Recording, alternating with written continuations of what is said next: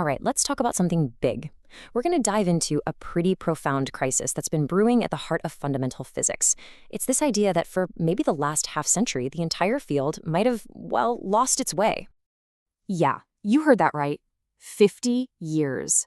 For half a century now, you could say that theoretical physics has been in a pretty serious state of crisis. I mean, think about it. We have some of the most brilliant people on the planet pouring their entire lives into this work, and yet the field has kind of stalled out.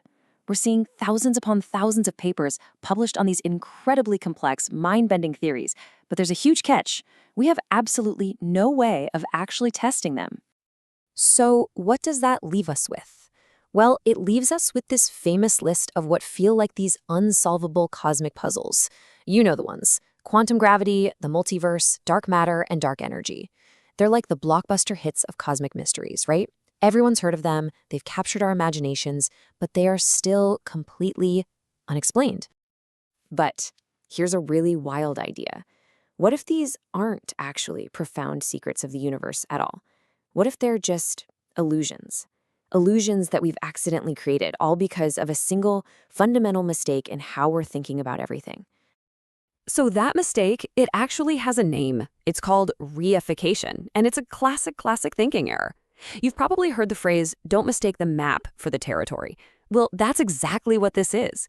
It's when we take a really useful concept or a mathematical model or any kind of tool for thinking, and we start treating it as if it is the real thing. And what's fascinating is that this error, it follows the super predictable four-step pattern. We've seen it play out again and again throughout history. First, a tool works brilliantly. I mean, it's a game changer. So naturally, we start to think the tool is reality itself. Then, step 3, the tool runs into its natural limits. It hits a wall. But, and this is the crucial part, we don't see it as a limit of the tool. No, we see it as some profound, deep mystery about the universe.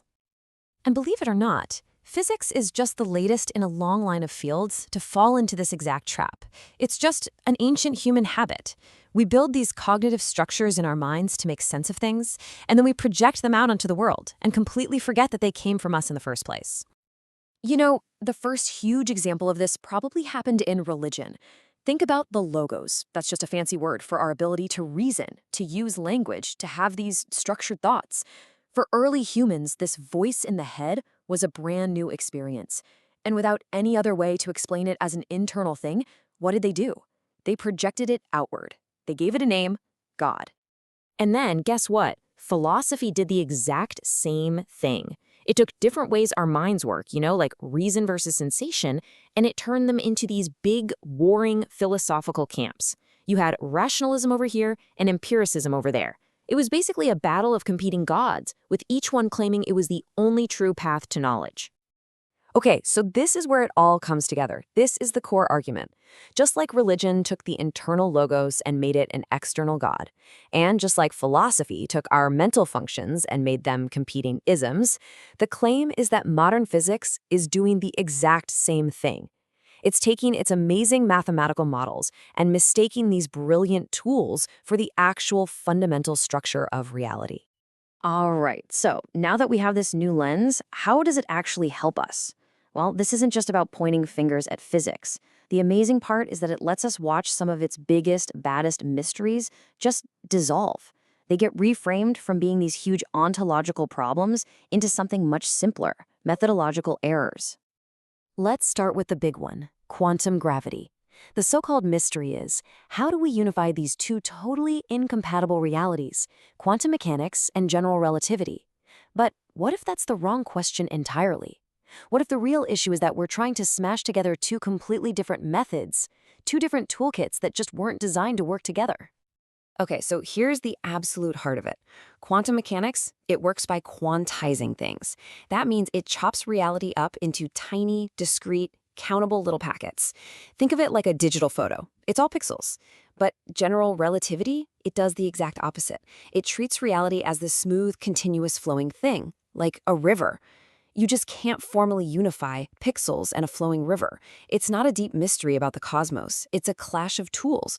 And the multiverse? Well, that so-called mystery pretty much vanishes with the same logic. Poof. We ask, do all these other universes exist out there? But that question only even makes sense if you first make the mistake of treating your mathematical models and all their possible solutions as if they were actual physical places. Think about it like this. What if space and time aren't a physical thing, like a giant box that holds the universe?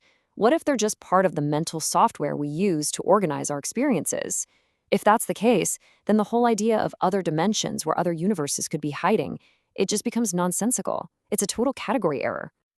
And this pattern just keeps going, dissolving one mystery after another. A singularity at the center of a black hole, that's not a real physical object. It's more like a 404 error message popping up in our equations telling us, sorry, this model stops working here. The supposed fine-tuning of the universe, that's not some cosmic designer setting the dials perfectly. That's just us looking at the numbers in our models and mistaking them for real dials on the universe itself. And dark matter? Maybe it isn't some weird, invisible particle we need to find. Maybe it's just the stuff our particle-based models can't see because they're the wrong tool for the job. So where does all of this leave physics? It's really important to get this next part. This whole idea isn't an attack on science, not at all. It's actually meant to be a kind of liberation for science. The key really is a healthy dose of humility. We just have to remember that our models are always approximations. And just because a model works incredibly well, just because it makes bang-on predictions, that doesn't automatically mean reality itself is built that way. I'll say it again. The map is not the territory. So the way back from this is actually pretty straightforward. It's a return to the basics of good science. Step 1, get back to empirical grounding. Focus on things we can actually observe and test. Step 2, recognize the limits of our tools and categories. And step 3, stop stretching our frameworks way beyond where they're meant to work. In other words, let's stop chasing these unfalsifiable mathematical ghosts.